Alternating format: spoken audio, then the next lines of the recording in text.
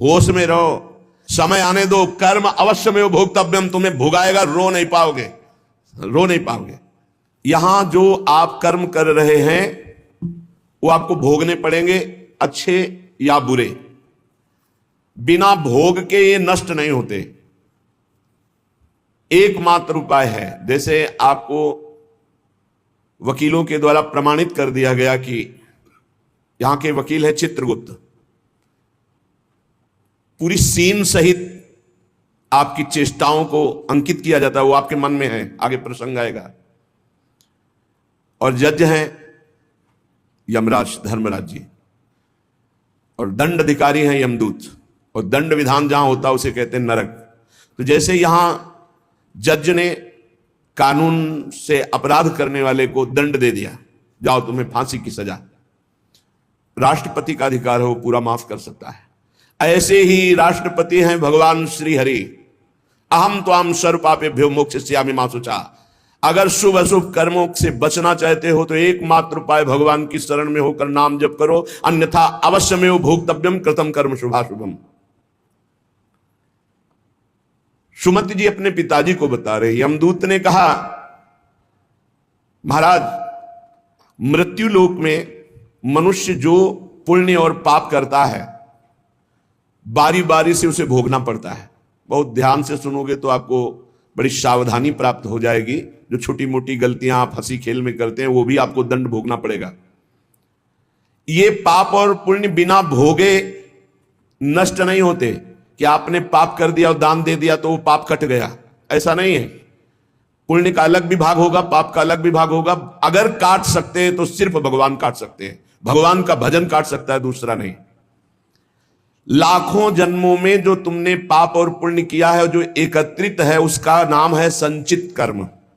संचित पाप और पुण्य, और उससे जब मनुष्य शरीर मिलता है या जो शरीर मिलता है उससे जो हिसाब निकाल करके कुछ पुण्य और कुछ पाप, उसे प्रारब्ध भोग कहते हैं। फिर यहां कर जो नवीन कर्म किया जाता है उसे क्रियमाण कहते हैं। मनुष्यों के लिए जो उनका जमा हुआ पाप और पुण्य है वो अंकुरित होकर बढ़ता रहता है, ब्याज दर ब्याज। बहुत दुर्गति होती है, इसीलिए बहुत जन्म हम भोगे तो भी अपने संचित कर्म को नहीं भोग सकते। जैसे बीज मिट्टी और जल की आकांक्षा करता है तभी वो उत्तम वृक्ष रूप धारण करता है, ऐसे ही पाप और पुण्य उसे प्रेरित करके पुनः पाप करवाता है, प्रेरित करके पुण्य पुनः पुण्य करवाता है। अगर पाप कर्म में रहती है तो पाप पर पाप, पाप पर पाप, और ये एकत्रित होकर वृक्ष रूप होकर समय स्थान वो निश्चित करेगा। पाप तुम्हें कहां दंड देना है, समय स्थान। बुरी दशा आने के पहले बुद्धि बदली जाती है, उसकी बुद्धि बदल दी गई। आप ना आवे आप पर ताई तहां ले जाए, वो वहीं ले जाएगा, उसी स्थान पर मारा जाएगा, उसी स्थान पर जो दंड उसे मिलना मिलेगा। जैसे आपने छोटा पाप किया तो आपके चलते समय पैर में कांटा चुभेगा और दुख होगा, कांटा निकाला गया, थोड़ी दिन वहां दर्द रहा, खत्म हो गया, आपका पाप क्षय हो गया। छोटा पाप कोई, आगे बताया जाएगा कौन कौन से पाप से कैसे कैसे दंड मिलते हैं। अब अगर आपसे थोड़ा बड़ा पाप बना है तो वही पैर में लोहे की कील बनकर चुभेगा, कांटे की जगह लोहे की कील, अधिक दुख होगा। और बड़ा पाप बना है तो खजूर का कांटा, बड़ा कील, ऐसे आपके पैर में चुभ। बिना पाप कर्म के कहीं भी किसी को कोई भी दुख नहीं हो सकता।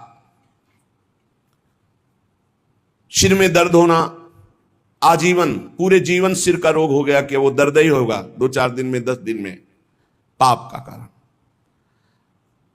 अपथ्य भोजन, सर्दी सहन न होना, गर्मी सहन न होना, हर समय हृदय जलते रहना, पाप का लक्षण। भिन्न भिन्न पाप भिन्न भिन्न प्रकार के दुख देते हैं दीर्घ काल तक। शस्त्र और अग्नि आदि का भय ये पाप के कारण होता है। अनेक जन्मों के संचित पाप, कोई इसी जन्म के केवल नहीं है, वो केवल मंडराते रहते हैं आकाश में दंड देने के लिए, समय इंतजार करते हैं। जैसे नरक में पड़े हुए जीव तुम देख रहे हो, घोर पाप का फल भोग रहे, केवल दिखाया गया था नरक। जानते हो किस बात से? कल याद होगा, सुमति जी ने पानी पीने जाने वाली गौओं को वैश्य कुल में 7वें जन्म में जन्मे जब थे तो उन्होंने उनको नहीं पीने दिया। इसके अपराध से उनको नरक दिखाया गया था। तो वो यमदूतों से प्रश्न करते जाते हैं और उनका उत्तर यमदूत देते जाते हैं। ये जो तुम देख रहे हो तड़पते हुए जीवों को नरक में, महापापी लोग हैं, अपने पाप का फल भोग रहे हैं। जब कोई पुण्यात्मा होता है तो स्वर्गलोक में जाता है, देवताओं के साथ रहता है, गंधर्व उसका गुणगान करते हैं, अप्सराओं का नाना प्रकार से सुख उठाते हैं। और जब पुण्य भोग क्षीण हो जाता है तो फिर यहां आकर के मनुष्य लोक में अपने कर्मानुसार जन्म लेते हैं। राजन, ये जो तुमने पूछा कि किस किस पाप से पापियों को कौन कौन सा नरक में दंड मिलता है, वो मैं बतला रहा हूं।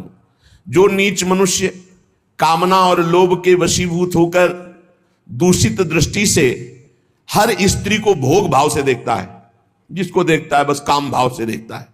बोले जो दुष्ट दूषित भाव से माताओं बहनों को भोग दृष्टि से देखता है, तो यहां बड़ी बड़ी चोंच वाले वज्र के समान जिनकी चोंच ऐसे गिद्ध बार बार हजारों वर्ष उनकी आंखों को नोचते और खाते रहते हैं, वो आंखें बार बार होती रहती हैं, बार बार निकालते। यही वहां है कि मरना नहीं है। उनकी दोनों आंखों को वज्रतुल्य नरक के पंछी बार बार निकालते हैं और खाते हैं, और उनके पुनः नए नए नेत्र उत्पन्न हो जाते हैं। इस पापी को पलक झपकने तक के लिए विश्राम नहीं मिलता, निमिष तक के लिए कि थोड़ा चैन मिल जाए, महान दुख होता रहता है।